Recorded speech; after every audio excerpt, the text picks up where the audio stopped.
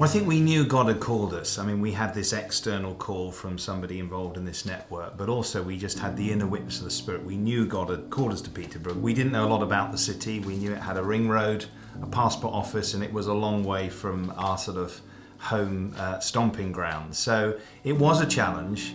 But even as we were on the sort of journey in, I think it was the summer before leaving Oxford and coming to Peterborough, God gave me a very clear prophetic word from somebody who wasn't part of the network. I think he just wrung me out of the blue and said, I feel God said this to you.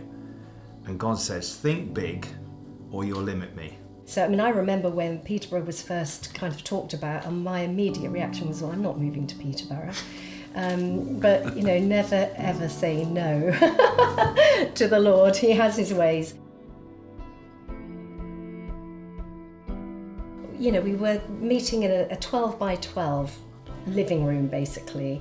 And in order to fit everybody in, we literally put rows of chairs in. So it was like pews. And I had to stood up and preach. Yeah, you did. And I had to go and knock on the next door neighbour's house to see if we could borrow some chairs, which we then added to the rows. So, I mean, it was just bonkers, really. I mean, I think had our first church service on the day we moved into our house in what was our dining room then, except there was sort of damp all up the walls. It was not a great start, really.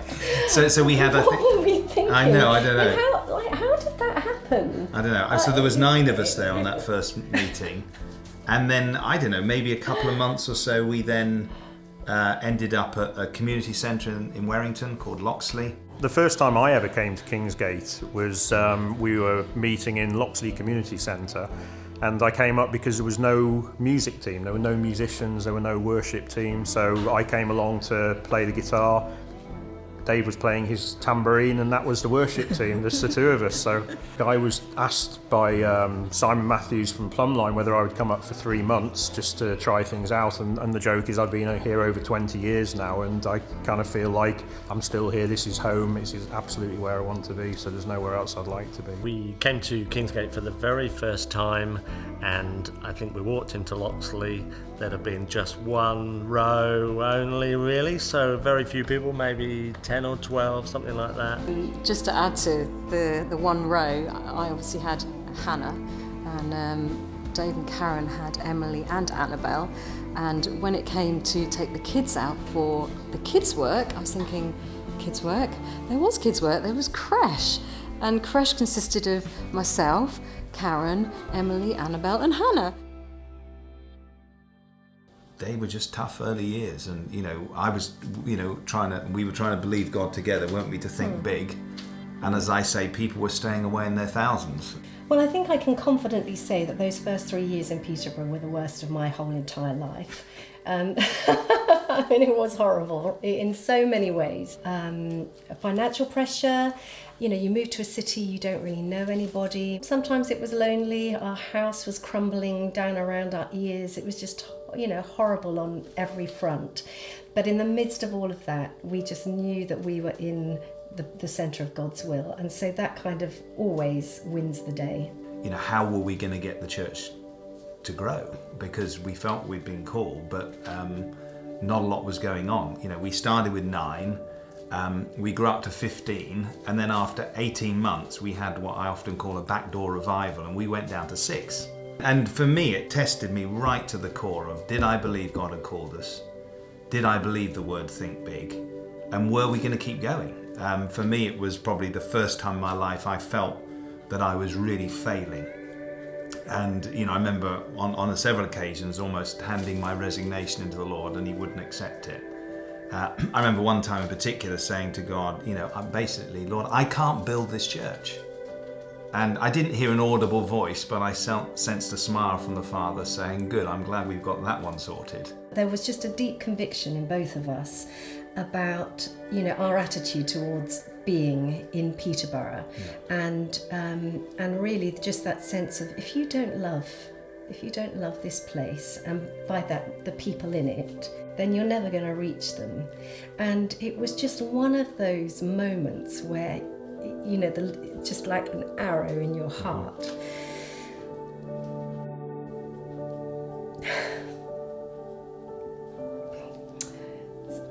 So yeah, it was about, if you don't love being here, if you don't love these people, how can I express my love to these people?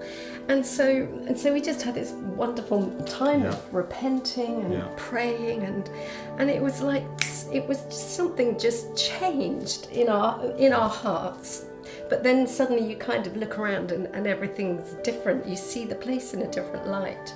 And really from that moment on, we've just loved. We've loved this city. Yeah. Yeah. God gave us a supernatural love for the city. He did, yeah. Almost overnight. We changed our hearts towards the place. Yeah.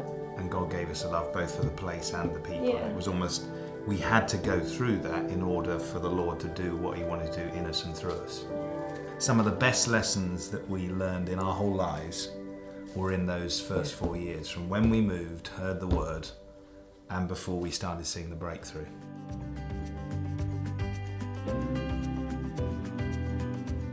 So another major turning point for us was when we decided I needed to go, quote, full time and leave my teaching job, almost to give myself fully to the work of the ministry. At the time, the church was about 25, so we'd been going about 3.5 years, but we just knew it was right to do it. And we went right through January, February, March, no kind of obvious provision, but honestly say, it was like we'd been given a gift of faith. And we went away on holiday for a week in July, and we came back, and that Sunday, a few new families joined all at once. And the church doubled overnight. We went from 25 to 50. But I think we had to personally put our faith on the line for what God had said. And in one sense, faith was an element of risk. And we weren't trying to risk. We were just obeying God. And he came through, as he always does. Yeah. It was a season where we had to learn to trust God for everything. The next member of staff who came onto the team was an amazing prayer, Janie Bingham. Yeah. And, to have Dave and Janie kind of right in the early days, really kind of digging the trenches for prayer, I think just kind of paved the way for everything that's kind of come in behind that. And so it is just something that, because it's in our DNA, that and also because we didn't know what else to do, to be quite honest. I mean, when you haven't got a lot and there's so much that needs to happen, the only thing that you can do is pray. So we used to pray that the Lord would send me musicians. We'd pray about the giving of the people, that people would give out of their love for the Lord and passion. And we prayed about everything, really. Everything that we see in Kingsgate today is birthed in prayer. I think we discovered that we were in a faith atmosphere all of the time, and I think it took us a while to realise that this was genuine and we could really look forward positively. But it was just a great atmosphere. As Sheila said, we came to visit and never went anywhere else from that point on. It was the integrity of Dave's preaching which we just felt straight away. It made an impact upon us, and here we are today, 22 years later.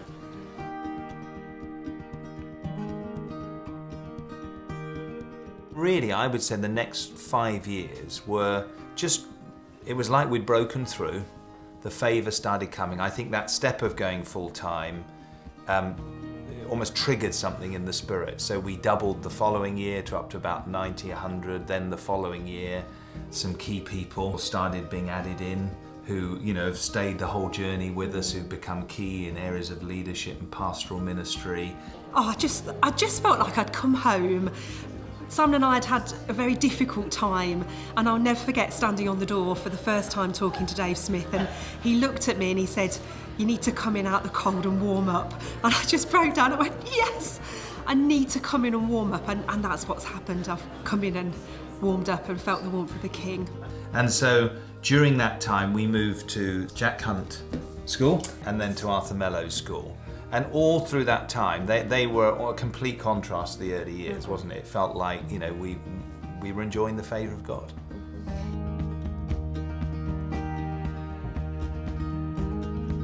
I remember very distinctly, it was around the autumn of 1997, so we've been going for 9 years, so we were enjoying blessing.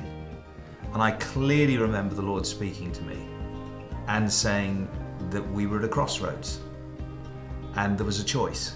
And the choice was either we could continue to be a church of blessing where people would come and get blessed, or you can be a church that really reaches the city. And I knew pretty obviously what the choice was to be. We wanted to be a church that reached the city.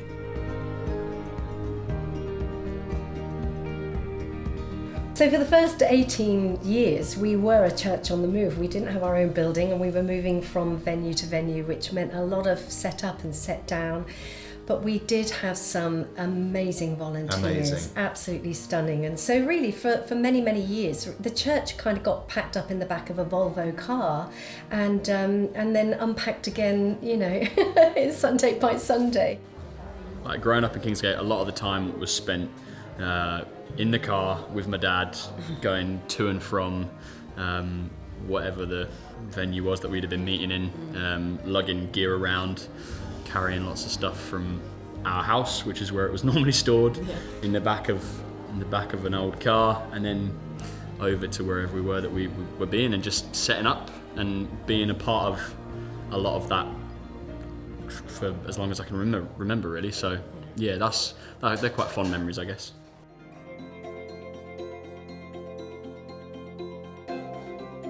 So we continued to grow during the late 1990s. We ended up at what was the regional college, which was the largest rented facility available. We went from one service, we had to go into 2 services, and then eventually we had to go into 3 services. And by then we were about sort of 800 people. But during that time, we knew that we had to start seeking premises for ourselves. We had to buy land and look for a building. And while we were seeking God and we were beginning to put out feelers as a leadership team, we had Rachel Hickson, who's been a great friend of Kingsgate along the way, and she was just in the middle of a meeting, I think, teaching on prayer or prophecy, and kind of not fully knowing, I think, what she was saying. In the middle of it, she just talked about it's time to stop living in a tent and it's time to buy land, and kind of moved on. And we took that as God saying, yeah, it really is time to buy land. There is a season and it's enough of living in a tent. Even God had enough of living in a tent. And he said to his people, build me a house. First site we really went for was a 6-acre site. We raised money for it, we went for planning, people prayed, and we went to the city council, and basically we lost the planning application. And initially we thought, you know, this is a sort of an enemy setback. Almost immediately sensed the Lord saying, no, this is me. You know, I'm in charge. And so we let that site go. And in the meantime, we ended up getting great favour with the city council. And so we ended up looking for a new site, and God led us to the current Kingsgate Peterborough site, which was double the acreage, 12.4 acres, in a much better location. And the whole dream to buy the land and build the building was made possible because of God's goodness and the generosity and sacrificial giving of incredible people. It was an incredible challenge. In fact, an outrageous project. When 600 people decide that together they're going to contribute to and build something of the size of the Peterborough facility, it was outrageous.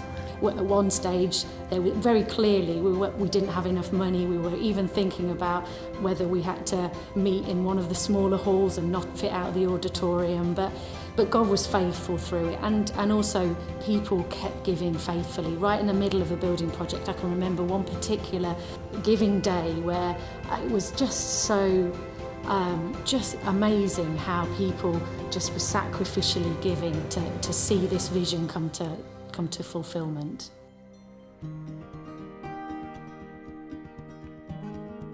So when we started the church, it was called Peterborough Community Church. But as we were beginning to move into the building, we wanted to give the building a name.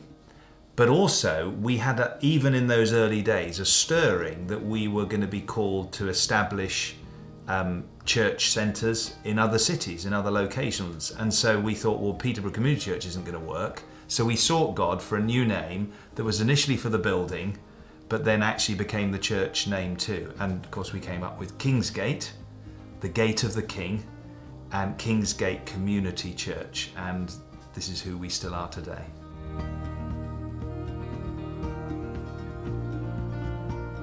I mean, without question, one of the key moments was in 2008. So we'd been in the building, we were growing in Peterborough, we'd been going for 20 years.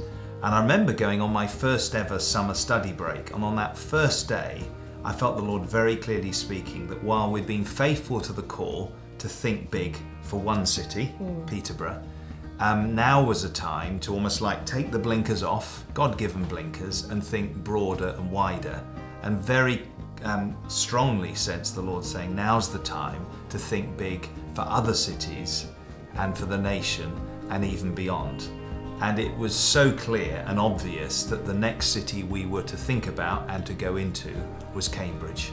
I remember when Dave first started sort of talking about the idea of going to other cities and feeling very troubled would be the wrong word, but I remember wrestling in my spirit. I'd lost my heart to Peterborough, and I actually remember thinking, I don't want to be unfaithful. I do. I remember thinking, how can I love another city when the Lord has just put Peterborough in my heart? And but it was just so wonderful, because it was like the Lord reminded me, well, it's like having children. You know, you love your firstborn child and you think, how could you love another child in the same way? But when they're born, well, of course you do. And that's exactly how it played out. Well, I think for me, I was in the meeting first with Dave when he first said to us as a leadership team, God is calling us beyond Peterborough. And for me, as soon as we sat down, he said Cambridge, something kind of went off. I mean, it took time to develop as a full sense that I've got a part to play in this. But for me, it was, this is right, this is what God's called us to. And I think it was a sense of excitement. And I think I'm right in saying there was a sense, this isn't just Cambridge, this is not just two cities. And I've always had a sense of, God, bring revival to this nation, and I want to play a part in that. We love it. Yeah. We love Kingsgate Cambridge. It's such an exciting city to be part of in all its ways. Just, we love the students, we love what's happening with families, and we just love the city. There's something so special about the city. Cambridge was near Peterborough, and we wanted it to be one church, at the time 2 centres, and we thought that was so strategically it made sense, and we had people who sort of lived near Cambridge who were travelling to Peterborough. But more on a sort of a national, even international front, was just the strategic significance of Cambridge with the university, some of the business influence that city has. And also from my background, having come from Oxford, there was a sense of a call back into that sort of environment, and something about the influence that we were going to have on not just Cambridge, but the nation and the nations through that amazing city.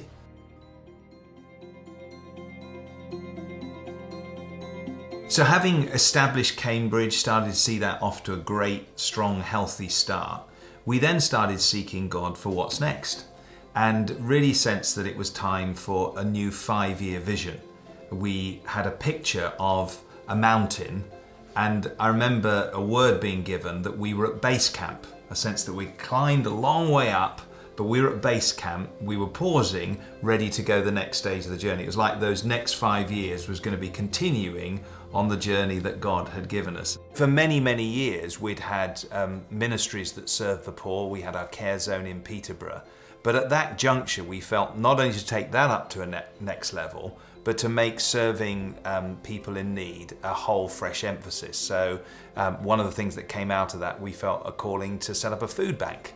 And now, it's amazing to see how 5 years later, we've not just got one food bank, we've got food banks all over the city, working together with other city agencies and churches. It's amazing.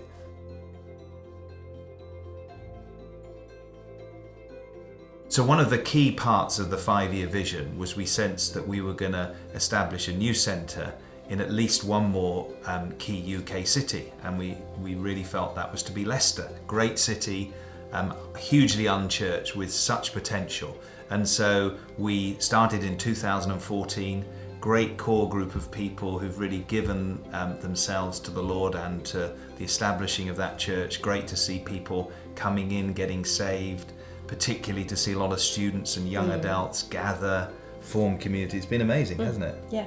So maybe 3 or 4 years ago, there were just 15 of us who were thinking and dreaming from Peterborough about going into Leicester, and that's been an incredible journey, just being part of that and being able to journey with those people and watching, starting with life groups and then meeting in the coffee shop and then moving on to Sunday launch. It's just been wonderful to watch that and just to see who God's added into the journey. We had a very strong sense, and it hasn't gone away, that God's heart is for the city of Leicester, you know, that region, more than 1 million people who don't know Jesus. So to be part of a team, small as it was and increasing in number now, that are trying to reach this city and this region for Jesus is really thrilling and encouraging.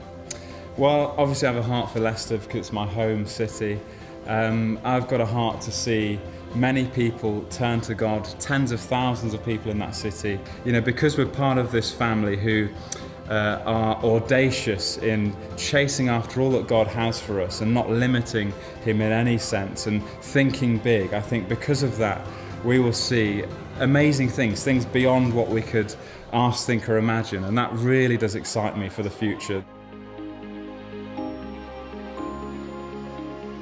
One of the great delights to my heart is when I look out over the Kingsgate congregations, whichever city we're in, you see the same picture emerging, which is of an intergenerational and multicultural congregation, and that is something that has been a gift to us, really. I mean, particularly the multicultural congregation, we just love it that nations gather under one roof to worship God together, and it's just been so amazing that, you know, people have been able to come through the doors of Kingsgate, and many who are literally very, very far from home, and they've come in and it's like this is our home, and it's just amazing to see. So we knew from the first Sunday that that's the place where we have to be. And the first Sunday when we went to Kingsgate, we visited the Welcome Lounge and then the Connect Lounge the same Sunday, so that the following week we can be at the life group. So from that moment we knew that's home for us. The Kingsgate is such an amazing place from a people point of view, because there's over 60 different nationalities, and just the expression of the family of God together. Well, that's the thing that's very special, is the generations that we've seen, from children's groups to young adults, just that support that is given, and when your children need it, not just you are there, but other people are there, so that's family, really. I love bringing my children to church and my grandchildren. I love coming on a Sunday morning, and we're all there, and the children are older than our children were when we arrived, which is incredible, really. It doesn't seem that long ago. So it's amazing to see what God is doing in our children, in our youth, in our young adults, in our students, in young married couples. There's almost like whole generations rising up, some of them stepping into great positions of influence in their jobs and the marketplace, some stepping into sort of full-time church work. We've just got great faith for the future. Being 25 years old, I'm constantly reassured by the fact that Dave and Karen were my age when they came and they started Kingsgate. We started the first youth group, so now to see the youth as big as it is, and the young adults and the little ones, and what that has just majorly developed into, and you know, seeing Nathan from a young boy now in ministry, and just seeing all that develop has been a really exciting time.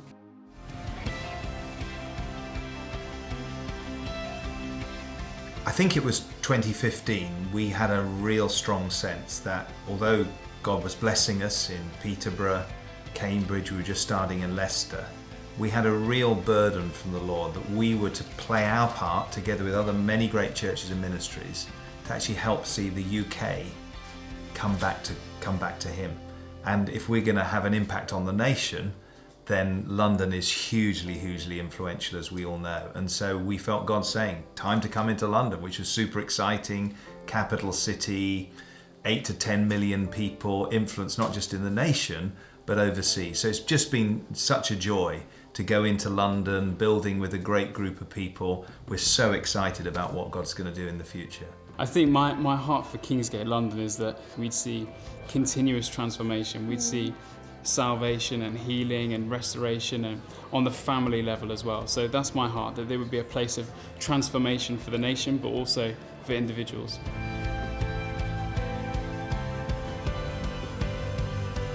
You know, when you take time to celebrate what the Lord has already done, and, you know, I think for us, the highlights have always come in the shape of people, always. And it'd be amazing to think, you know, when we're celebrating another significant milestone, whose faces are going to be on pictures, you know, that we can be looking at and thinking, oh yeah, they joined at a certain point and this is the contribution that they're making. And, you know, aside from that, there are thousands and thousands and thousands of people who need to know the love of their Father, and that's our number one goal.